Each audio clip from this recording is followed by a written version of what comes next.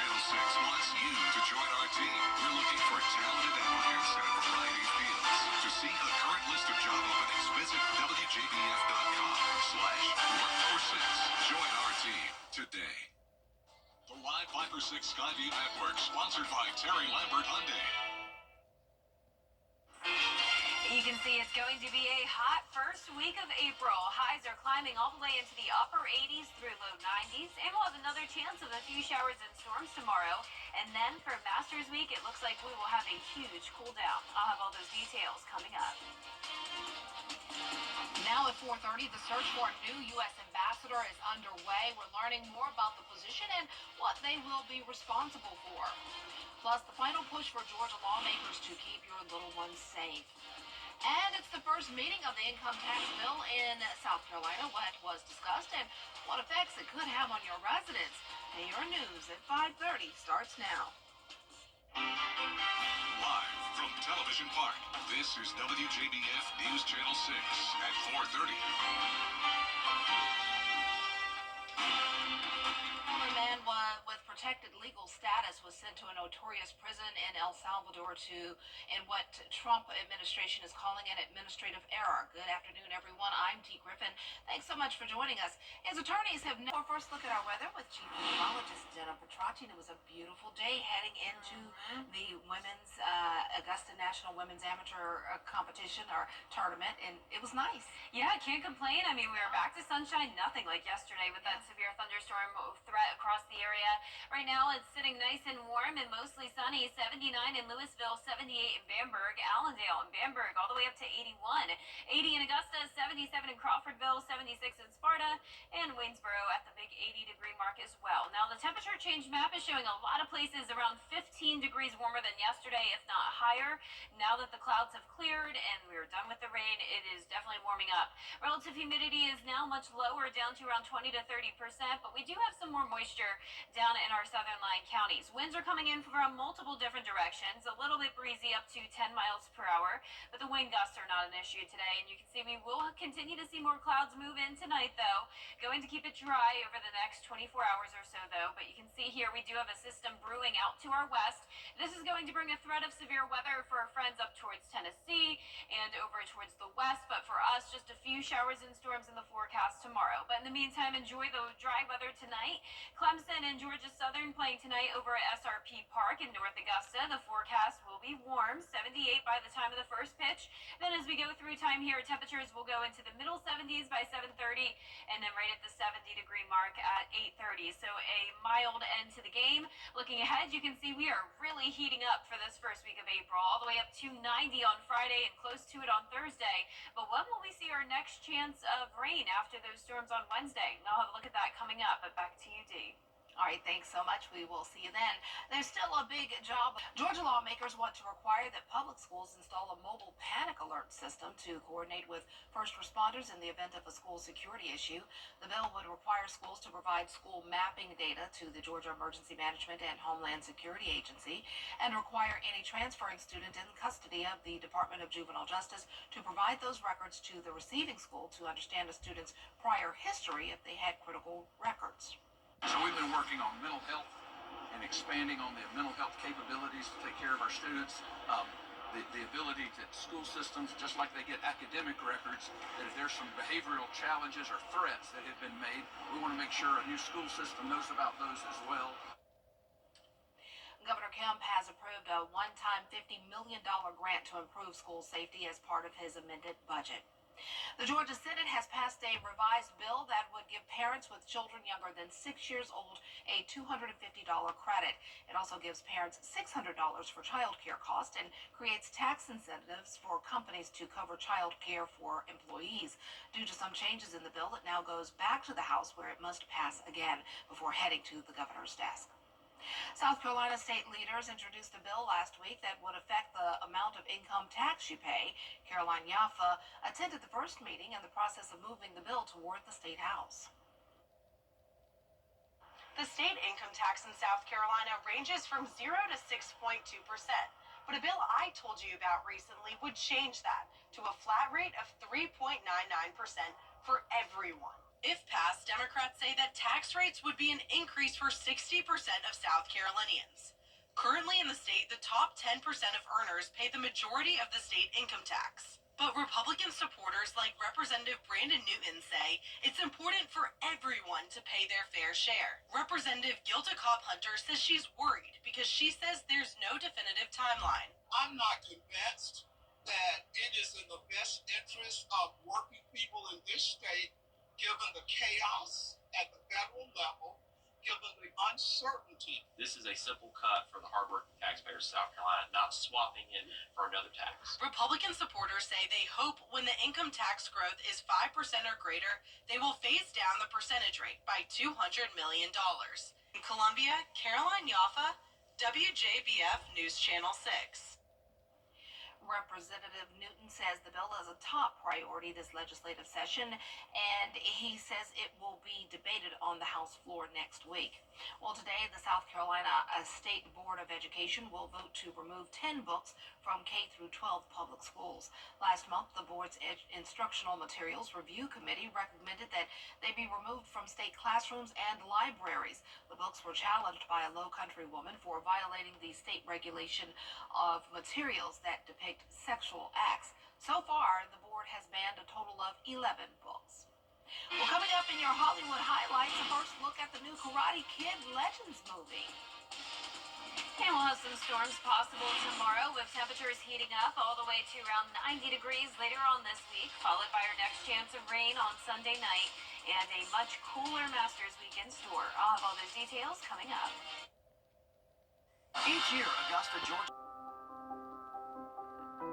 It's traumatizing when you have a sick child. Then you are tired, very, very tired. The doctors told us, you are a part of the medical team. You need to sleep, eat, drink, shower, because when you are healthy, you can take care of your child. The Ronald McDonald House is next to the hospital. They have a washing machine, kitchen, beds were very good, but it's also being with parents of other children that are sick. So you can talk and you can cry and maybe you can laugh, but it's very important for healing yourself. The house understood what our needs were. There was someone that gave you a hug, a cup of tea, and that's very important, just to have someone who is taking care of you a little bit.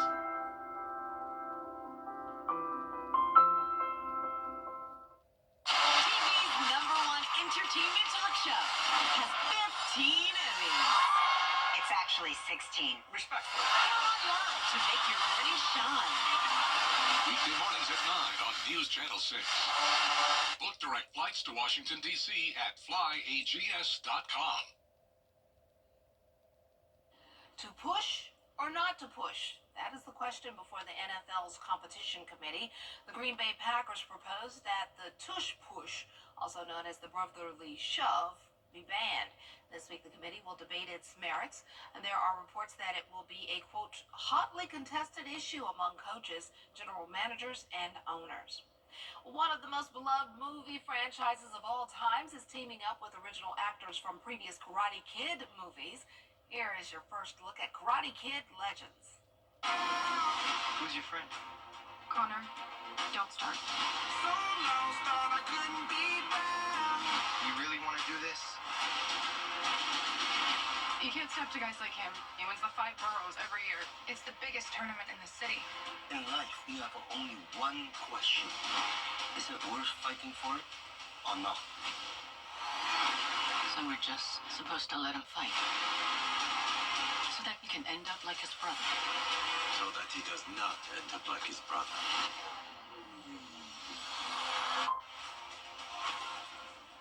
Oh, that looks good. It's Karate Kid Legends with Ralph Macchio back as Daniel LaRusso. Remember Danielson? And joined by martial arts master Jackie Chan, love him, as Mr. Han, a revered kung fu teacher. The two of them are joining together to train a young protege for a martial arts showdown. Karate Kid Legends will come to theaters on May 30th. I can't wait to watch that one. Well, on this date, the soap opera General Hospital premiered. Plus, we remember the Prince of Motown. Here's Marky Martin with today's Moments in Time. Today is April 1st. Hey, don't forget, it's April Fool's Day. She starred in Hollywood classics like Singin' in the Rain and the unsinkable Molly Brown. In 1932, actress Debbie Reynolds was born. The soap opera General Hospital premiered on our small screens. Apple Incorporated was founded, the computer company evolving into a multinational corporation, with their best-known product now being the iPhone. Nike released its first Air Jordan shoes, named in honor of basketball superstar Michael Jordan. And in 2004, Google launched Gmail. And get this, fun fact, just 5 years later, the number of people using Gmail surpassed 1 billion. Wow. Well, don't go away, Jenna has your full forecast next. Injured and thinking of taking on the insurance company alone? Hit the brakes. Call George Sink Injury Lawyers. We'll take care of everything so you don't have to. Get your Sink law firm on the line for 999. Looking to save on internet and mobile? Get the best of both? The WJBF Live Viper 6 Skyview Network is sponsored by Terry Lambert Hyundai. Low prices, big selection, and committed to quality customer service. Now, your most accurate forecast with WJBF Live Viper 6. Welcome back. Here's another look over at SRP Park as they're getting ready for the big game tonight, Clemson versus Georgia Southern. This is our Terry Lambert Hyundai Skyview cam. It is a warm evening. We're sitting at 80 degrees, a west-northwest wind coming in at 10 miles per hour. Dew points are low in the 40s and humidity at 34%. Some of us north of I-20 are still in the 70s, 76 in Washington, 74 in Saluda, our coolest spot, but a lot of places south of Augusta around 80 degrees, if not higher. 81 in Allendale and Barnwell. Our satellite and radar is showing that cold front that brought us the storms yesterday now out to sea. A few scattered showers and storms down near Florida. A warm front is out to our west, and that will lift to the north of us, bringing us some warmer temperatures throughout the rest of this week. But there is a chance of severe weather, unfortunately, for the Tennessee Valley up towards the Midwest. A pretty high chance of that. Luckily for us, this is going to be missing us, so we will still have the chance of some showers and storms tomorrow afternoon, but it won't be a washout all day long. In fact, your morning starts out nice and dry. We're going to be in the upper 50s, and then we'll be around 70 at the lunch hour. So our futurecast tonight at 8 o'clock showing that warm front go to our north with winds then out of the southeast. A cloudy start to our Wednesday, showers to our north, and then as we go into the afternoon and evening with the sunshine and the heating of the day, we will have some of those storms fire up, but notice the majority of that activity well to the north of us. So once again, we don't have to worry about that severe weather threat. It's possible, though, that we could see a couple stronger storms at times, so let's bring it closer to home. Tomorrow at noon, still dry. Then as we get to around 2 o'clock in the afternoon, some small cells popping up here and there, but later on in the day, say around 5 to 8 o'clock in the evening, some of these cells could bring some brief heavy rain along with some thunder and lightning. Our dew points are going to be climbing all the way into the mid to upper 60s now through the weekend, so a lot of moisture around, and it's going to be feeling hot and muggy with temperatures up to around the 90-degree mark for nearly 4 days. Then just in time for Masters Week, we are cooling down. Now Monday, you really can't beat it, 74 degrees, very comfortable, but then it gets pretty cool. We're going all the way down into the 60s, and it's possible we'll definitely have some chilly nights and chilly early mornings in the lower 40s. Below average temperatures expected for a good portion of the country, April 7th through 11th, and even after that, it looks like it will still stay cool for Masters Weekend. Our low temperatures tonight will be in the mid to upper 50s, and our highs tomorrow are going to be warmer than today, upper 70s through upper 80s in some spots. Our 10-day forecast is showing a mostly dry rest of the week, just that 30% chance of storms tomorrow, a 60% chance of rain and storms starting late Sunday night, so luckily that should not affect things Sunday morning.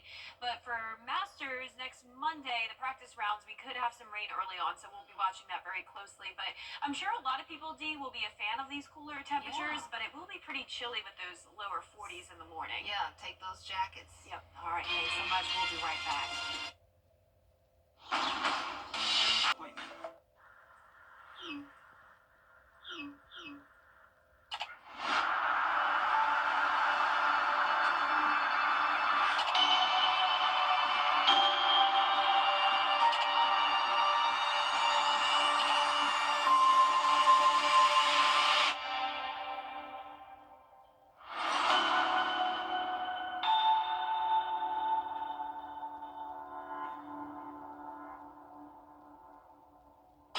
SRA's favorite news app is now even better with easier access to local news, whether it's streaming video. Download the News Channel 6 mobile app.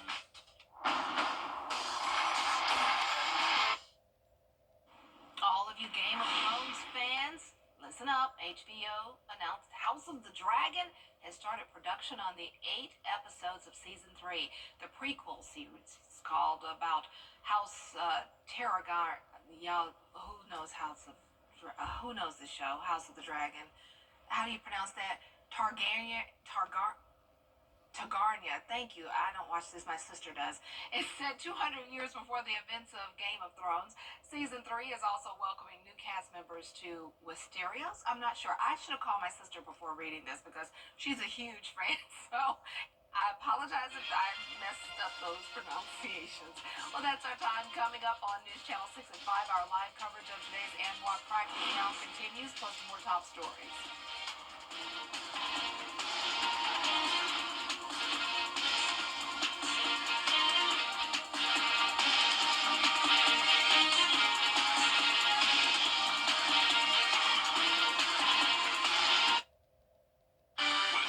On WJBF News Channel 6, brought to you by Hickson Roofing. If your roof needs fixing, call Mr. Hickson.